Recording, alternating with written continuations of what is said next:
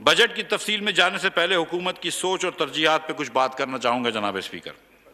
جناب اسپیکر، وزیر اعظم چاہتے ہیں کہ اس مشکل گھڑی میں عوام کو زیادہ سے زیادہ ریلیف دیا جائے، بالخصوص وہ غریب عوام جو مہنگائی کے اس طوفان سے لڑنے کی سکت نہیں رکھتے۔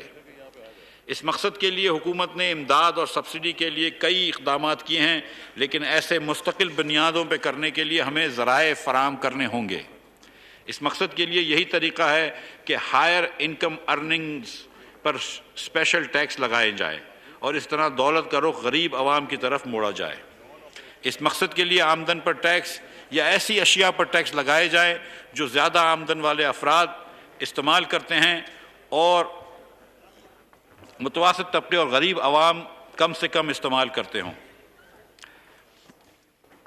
جناب اسپیکر، ہماری حکومت کی بجٹ فلسفی یہ ہے کہ ہم ایک طرف زرعی پیداوار میں اضافہ کریں گے تاکہ نہ صرف قابل کاشت رقبہ بڑھے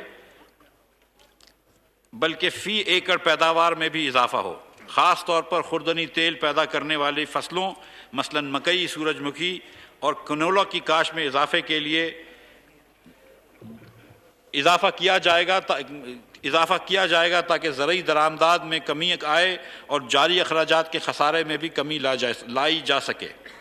دوسری طرف ہم ایسی صنعتوں کو ترقی دیں گے جن کی پیداوار برآمد کی جا سکے۔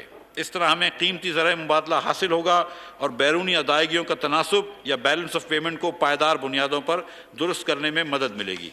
جناب اسپیکر، آپ کی اجازت سے اگر تھوڑا سا پانی پی لوں۔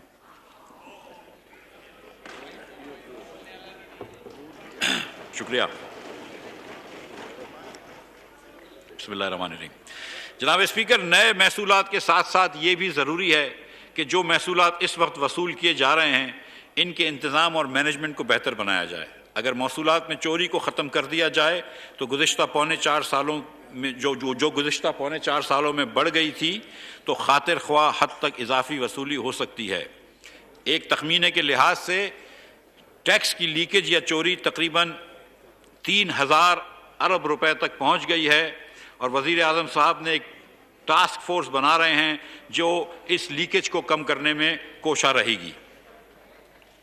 اس کے ساتھ ساتھ ہم نان ٹیکس ریونیو بڑھانے کے لیے بھی کوشاں ہیں۔ کفایت شاری کے اقدامات۔ جناب اسپیکر، کفایت شاری ہماری حکومت کی اولین ترجیح ہے۔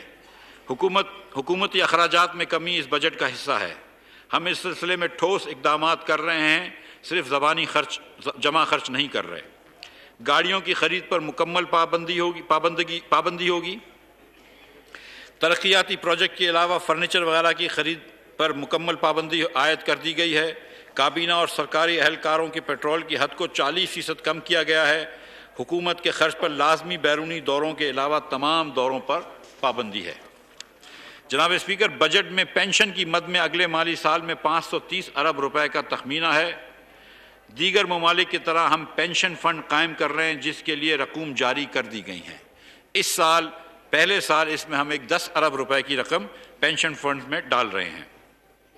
جناب اسپیکر، وزیر اعظم کے ویژن کے مطابق معیشت کو ترقی کے راستے پر گامزن کرنے کے لیے ہماری ٹیم نے medium term macro economic frame work وضع کیا ہے۔ مجھے کامل یقین ہے کہ اس کے ذریعے معیشت صحیح رخ اختیار کرنے میں کامیاب ہوگی۔ ہمارے لیے بڑا چیلنج کرنٹ اکاؤنٹ خسارے کے بغیر گروتھ حاصل کرنا ہے، لہذا اگلے سال توازن کو خراب کیے بغیر کم از کم 5% گروتھ حاصل کی جائے گی۔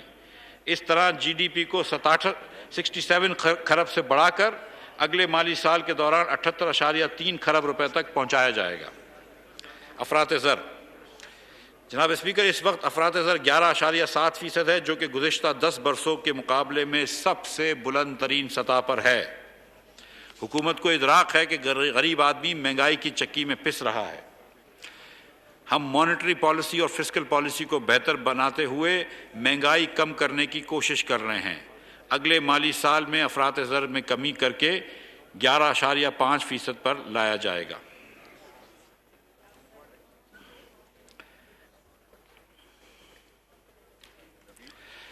F B R taxes. جناب اسپیکر، ایمرجنگ مارکیٹس ممالک میں ٹیکس کی شرح جی ڈی پی کا تقریباً 16% ہے، مگر پاکستان میں اس وقت یہ شرح 8.6% ہے۔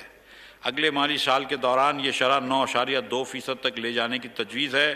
2017-18 میں یاد رہے جناب اسپیکر، ہم یہ شرح 11.1% پر چھوڑ کے گئے تھے۔ سبسکرائب کریں اور بیل دبائیں تاکہ کوئی خبر رہ نہ جائے۔